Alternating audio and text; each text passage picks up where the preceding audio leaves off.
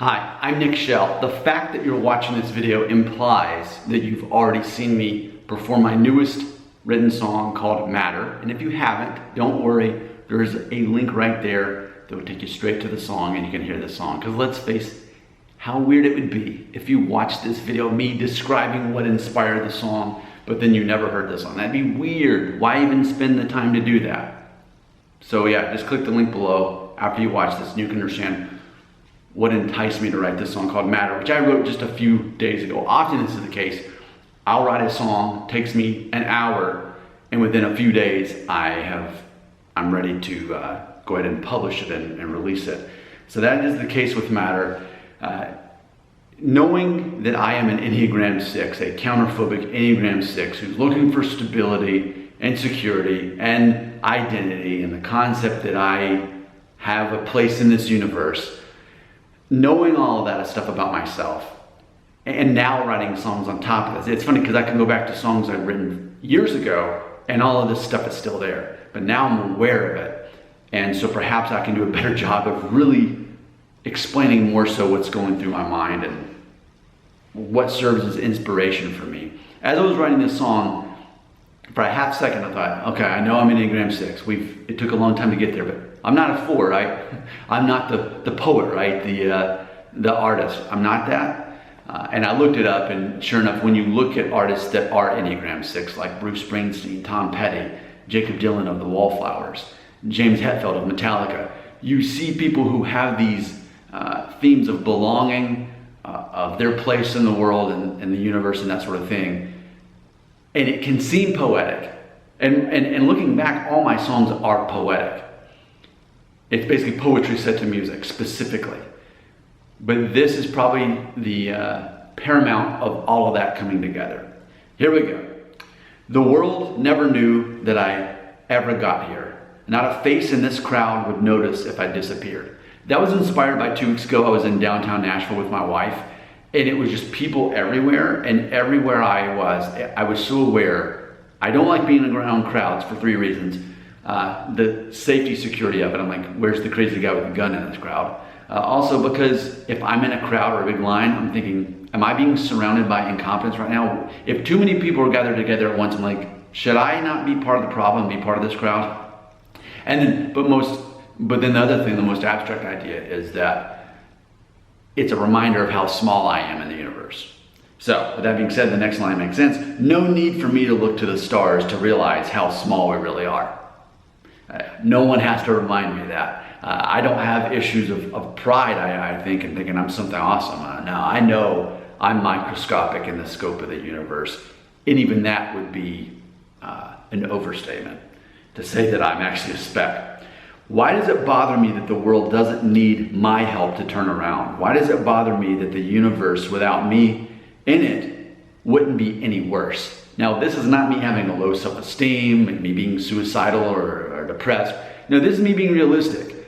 Right now on the planet, there's like 7.7 billion people, who I happen to be one of. And in the course of the history of the world, I am definitely a minor character. I don't have the ability to change the world, and I recognize that. The only ability I have is to have an influence on the world in my own life, my close friends, my family. That's the only world that really exists. Despite the irony, I would say the irony, that I can reach anyone who has internet access by them watching this video. The fact is most people will not watch this video. Most people will never hear the song. And I recognize how little influence I have on the universe and the history of the world. It's not me having low self-esteem or being down on myself about it. It's just the reality. It's the self-actualization phase of Maslow's hierarchy of needs pyramid. That's where I'm at. So here we go, the chorus. I'm here to give life meaning. I feel alive when you need me. I need to matter to you.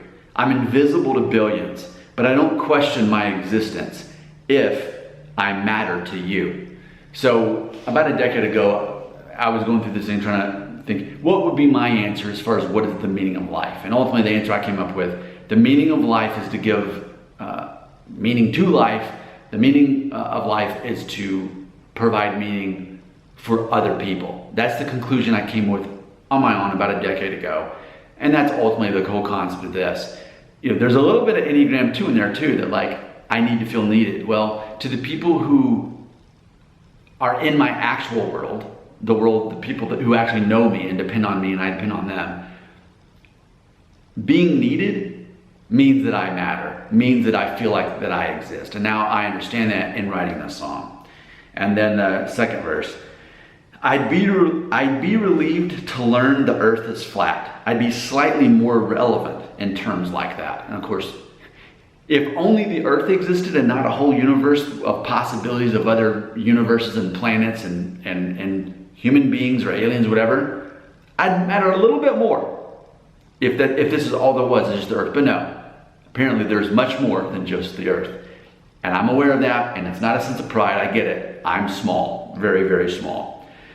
So I talk about how it'd be nice if it were really that simple, but gravity's got this hold on me. So I'm hanging on upside down reluctantly. And what that references to is people who believe in flat earth don't believe that we're hanging upside down on the globe, pulled in by gravity, that we're just always, right side up. So I'm saying, I don't believe in flat earth. Here I am hanging upside down reluctantly. I'm like, what am I doing here? But yeah, I'm still hanging on. So then we go back to the chorus, and then it ends with sort of kind of a third verse or bridge. Am I more than just matter? Am I more than just matter? Am I more than just matter?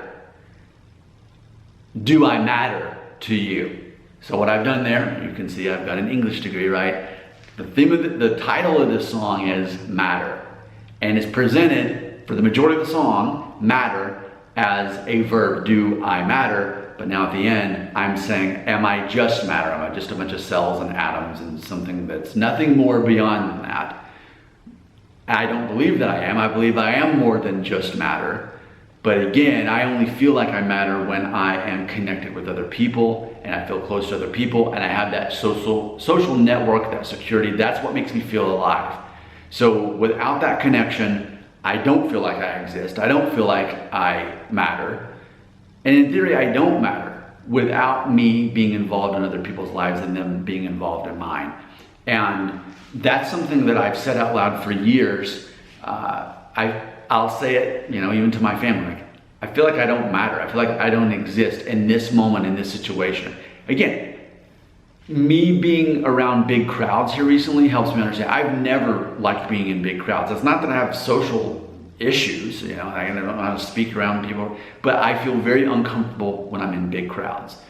And one of the reasons is it makes me feel even smaller in the universe by doing that. I feel like I have a larger presence, and my life means more when there's less people around and I'm directly involved in their life. All right, check out that song, click the link right there, and thanks for watching.